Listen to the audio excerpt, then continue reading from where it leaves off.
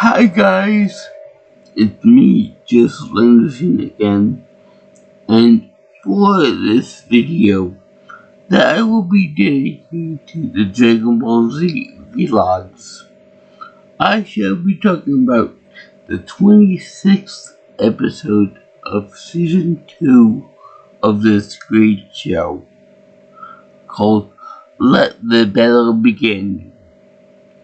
And yeah, this is basically a continuation against the Z Fighters, to Gohan, Krillin, and Vegeta, fighting against the Ginyu Force, and in particular, Raccoon.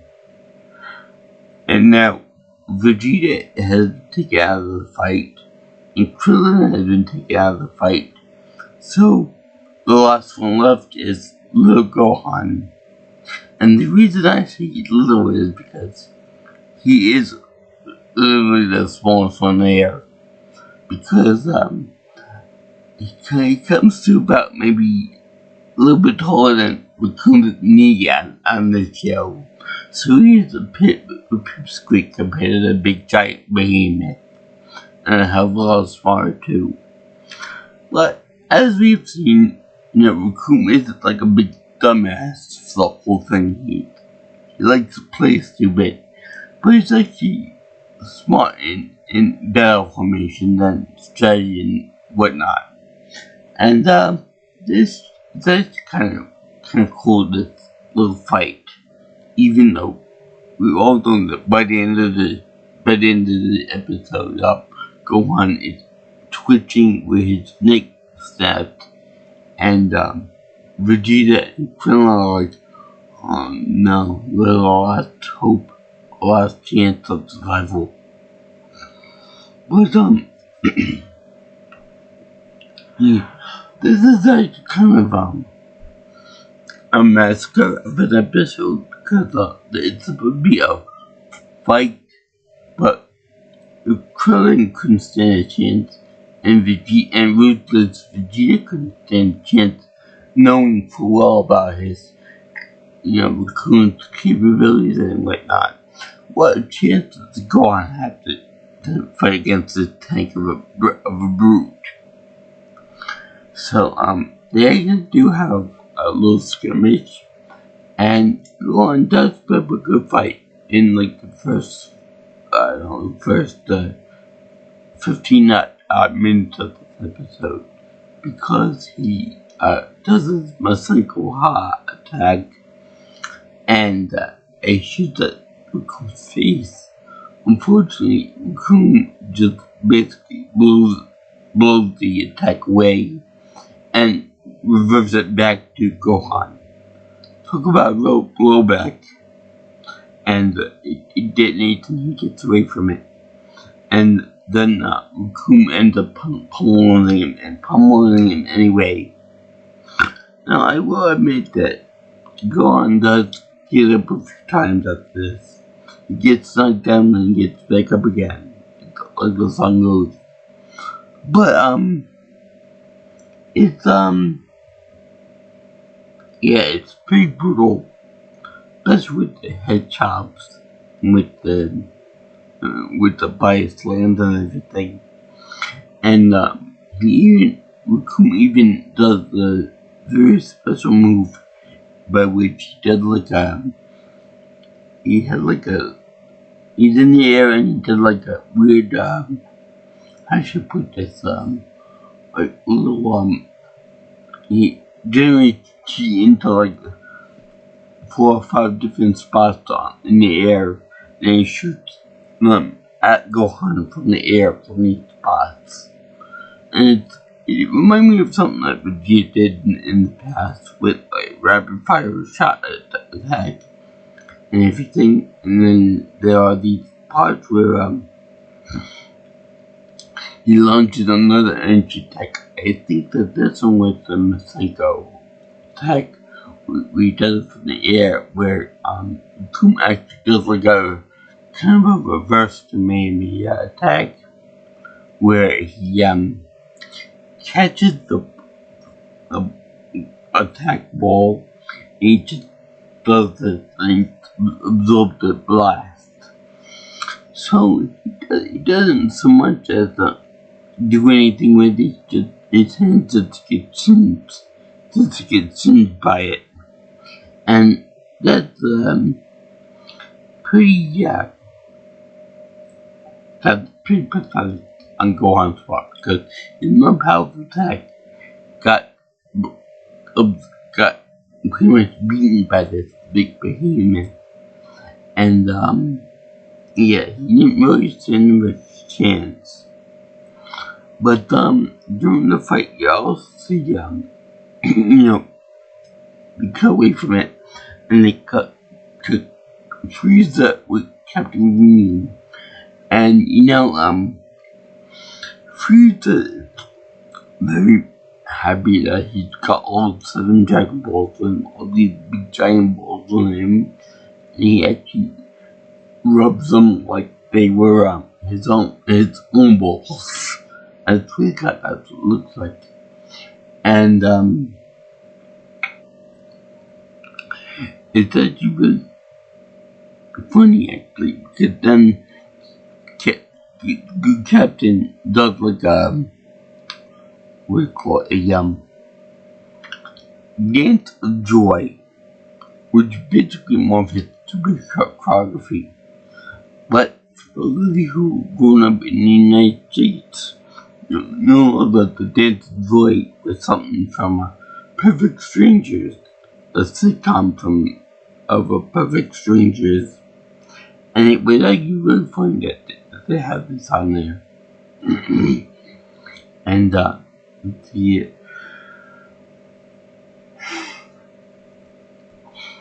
I don't know which one came first, Perfect Strangers or this, when they referenced Dance of Joy. I also think that they copied it over to Ed and Eddie when they talk about Rolf. But I think that they I want to say that Perfect Strangers came out with it first, and then Toyama came up with later on separately, independently. So that's kind of funny actually that would come up. But you see, I know some of the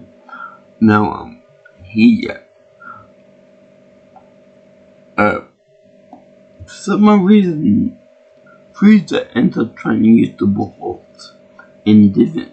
They keep changing information, and the star size keep changing in between scenes and shots and whatever. That's a minor thing. So anyway, they end up he ends up trying to use these balls to summon the giant Purunga, which we haven't seen yet. But he's a jacked monster of a dragon.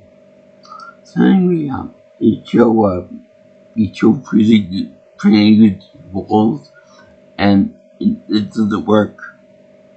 Like, it really doesn't work. He figures out the thing to use a password to get them to work, because some elder Namekian told him about it, that he can't, that once he gets all 7 balls together, it won't make a big difference, because they're just, you need the password. They do it. They're useless without them. So the password in the Namekian is still safe. So he's pissed off that he doesn't have the password. He wants to take care of matters by himself, and instead has Ginyu take care of watch over the balls where he can, while he attends to this matter himself, because he doesn't trust anybody else to do it, because of great importance. So he ends up taking off to the Guru's place, because that's the only actual last refuge of the Namekians, because most of them were already wiped out anyway. There were only like a handful left on the planet. Also, it's also kind of little side note here, but this is the first time that we've ever seen Frieza outside his palace chair, his office chair, except for maybe in flashbacks. But I think that this is the one, and we see his legs for the first time. And that little feet he's got. But anyway, he showed, and he's really uber pissed. And that's the one thing you don't want to do. You don't want to piss off Frieza. So he gets in the little pod and goes over to Guru's house. Now, it's funny because without the chair, he's really fast and powerful. So Aquaman doesn't hover over himself. Must be lazy. So anyway, they also have Nail, who went to go follow the Earthling to help him with the combat. But then he said, I'm getting a weird sense that Guru will need my help. And I will need to return back and go back to Earth's foreshadowing his meeting with Frieza. Now, Frieza, thank goodness, isn't gonna hurt him, but instead he's gonna talk with the Elder about the balls and about how to make the wish and all that.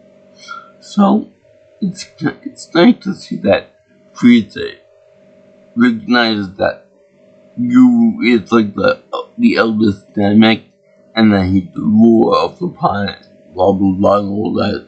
So he got a little bit of respect for him, so that's good. You know, he's a ruthless tyrant who kills King Vegeta and so many others like him. Also, for some reason, come back to Earth with Chi-Chi and Mr. Briefs doing laundry. Now, the funny thing is that while this is happening, she gets a weird instinct that her son's in trouble because a mother always knows. Yeah, a mother knows that when her son become a smear on someone's boot, and yet he is getting pummeled, keeps on getting hit by everything that Raccoon has. Even his butt becomes a weapon to go on eventually. And it's very unpleasant. So then Chi-Chi rushes over to Dr. Briefs' Council 2 ship, and he tried to blast off from there. And the good news is that he managed to get the cappuccino machine installed into her into the second pod, the second ship. And that made the weight down terribly because by the end of the trip, by the end of the episode, the thing launches fine and crashes down to Earth again with Chi-Chi intact. I guess it was good that he installed the airbag after all. So that was kind of brash for her to go there and try to rescue some lickety split without any proper testing of the ship and technology involved in it. And I think it might have been also because she kept pushing random buttons. But what do you expect from her? She's a worried mother, worried about her kid. Of course she would do that. My mother, God bless her, would do the same thing if I were in trouble. If I were on another planet or another country somewhere, she would rush over and beat the little crap out of anyone that would be in her way. Yes, that also includes when she was bedridden with cancer, because even in that weakened state, a mother's instincts always to protect her little kid. You know, no matter how old I get, it could be 2 years old, it could be 50 years old. The mother will always try to defend her son. Same with the father. The father will always try to defend the son if he loves him enough. And my parents both love me the same. So, Anyway, unfortunately, she doesn't make it very far in her journey to Namek. I believe that there's a second attempt, but more more prepared with supplies and etc. stuff. So, but that gets leaked because everyone on Namek gets wished to Earth, including the homeboy Vegeta. But anyway, Gohan is not looking too good. Rakuma's having a field day with him, and Jason Bergeron some to patience. And that Frieza is over there going up to the Guru to try to get the magic for the magical passcode for the Dragon Balls and other stuff too. So anyway, she's all of a sudden you see a big white sparkle go across the sky of Namek, almost like a wishing star type thing. Then you see this sparkle land on the surface of the planet, and lo and behold, it's Goku's ship. It's actually landing on the planet's surface. So it's a very happy day because you see all the technology on the ship shut down because they reached the destination. Into GPS noise of you reached your destination and blah blah blah, make you turn and this and that. And they even told the gravity machine going blank from when G stopped. And everything is all cool and all nice. And then Goku gets ready and is prepared to leave the ship. Now, this is a cool episode for me because I like to see the battle go on, even though it's very one-sided and it's very sad what happened to him. And when Gohan tried to do his final rush attack, Goku flips over him and then beats the living piss out of him to the point that his neck snaps and breaks, and he ends up going on the ground. Even though Krillin and Vegeta are like, don't do it, don't get up again. And he does because he got the seed in the spirit. Now, this kind of thing would work like if Gohan were versus Red or versus Nappa and Vegeta again on Earth, but because the stakes are higher and because it's a bigger power level difference, you just get wasted by Raccoon and by the others too, I'm imagining. But also, I should say this is also a development for Gohan's character, because in the past, whenever there was a big fight involved between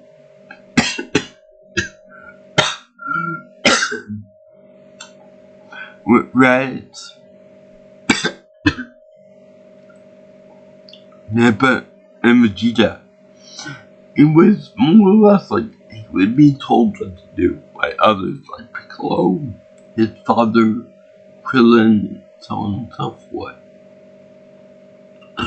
But in this one, he was more like, I'm doing this to my friends. I'm gonna fight for my friends. Even though the odds are against me, I'm still gonna fight in their honor, in their place.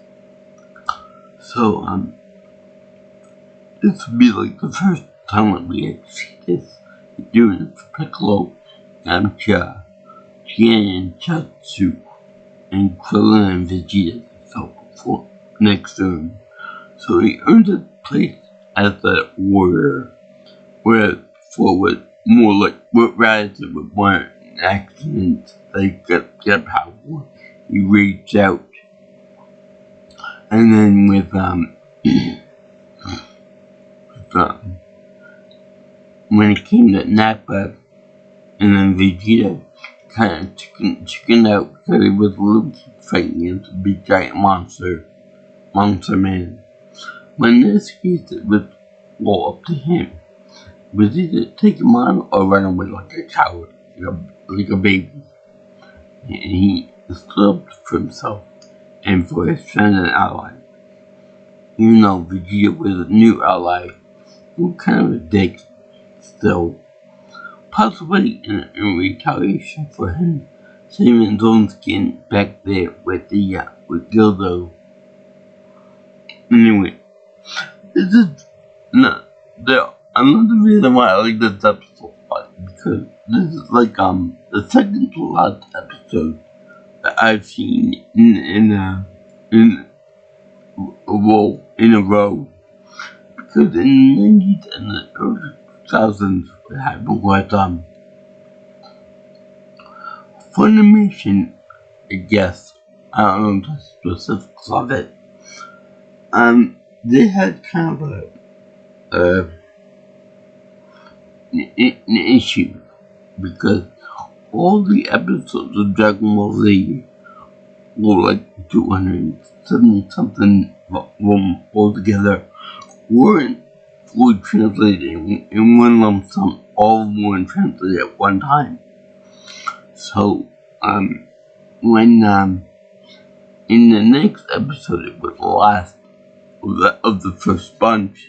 So when it went, to Goku arrived again, beaten Rakun's butt, and then take on the others in the group, Jason Burr.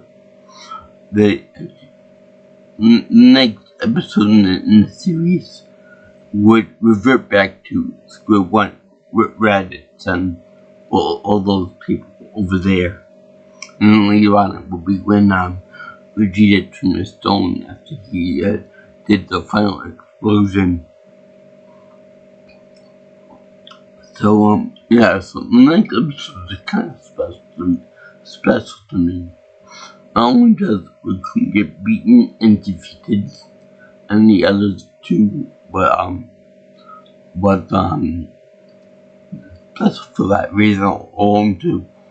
Also, I don't know whether it's specifically for this thing in particular, but they also, I think they made the transition from the Ocean dub to the Funimation dub. So there was a little bit of a change in voice actors too. Not quite sure about that, but I'm unsure about that. Let's leave it at that. So anyway, we see that Goku arrives on the planet very much like kind of like a Jesus Christ figure, being that he's based on Superman, and I should put this, all the hope, all the desires of the people, of the good guys to win against overwhelming odds, all come to fruition when Goku arrives. Everyone's like, oh, he's so awesome, he's so great, he's so this, he's so that, and yet, he really is that powerful, he's all that and a bag of chips. So he does take his beats faster than Burger does, maybe even faster than Lord Frieza does, like his third form, and he's just real awesome. I don't know why people like him so much, but we won't get into the Super Saiyan transformation until way later on. By the way, I would like to see what would happen if you had the Genie Force versus Vegeta and Gohan and Goku when they transformed into the Great Ape. That would be interesting to see what would happen. But anyway, I thank you for watching my video on the 26th episode of season 2 of this wonderful show called Let the Battle Begin. Or you could say Let the Battle Commence. And technically it began in the 4th episode, but not. So I'm gonna give this episode heavy face of the seal of approval because it's freaking awesome for everything I said before. The animation's good. You get real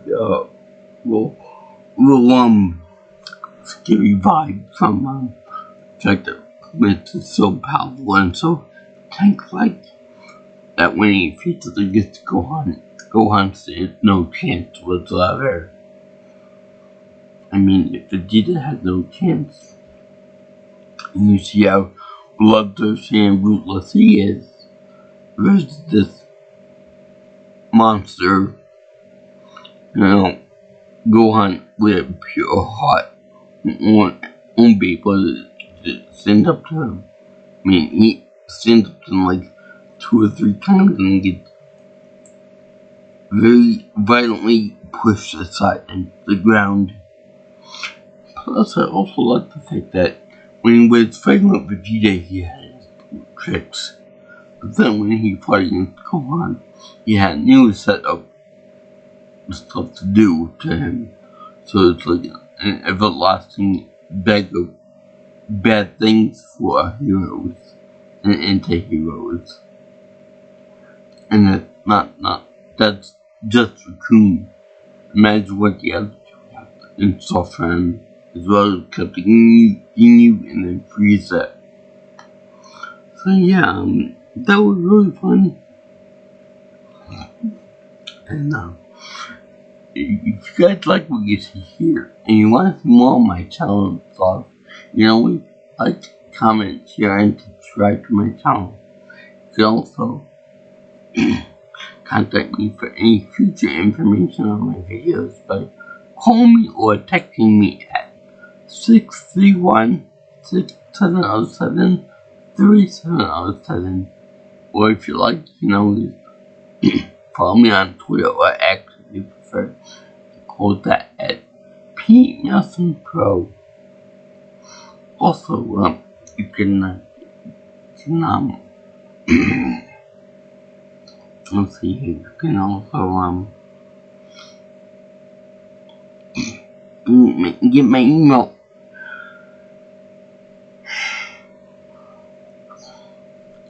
At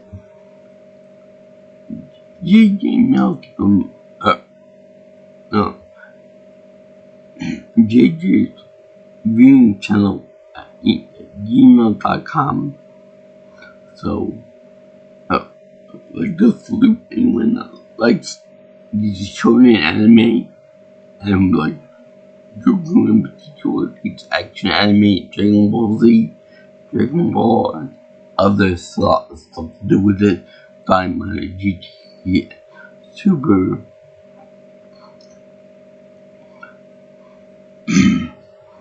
And let's see, I would like to offer prayer to everyone to join me in prayer in the name of the Akira, the Goku, and the Holy Kamehameha. Amen. Peace out, my brothers and sisters. I'll see you in the next video. All you girls and guys in Internet Land. Ciao, ciao. Sayonara. And it means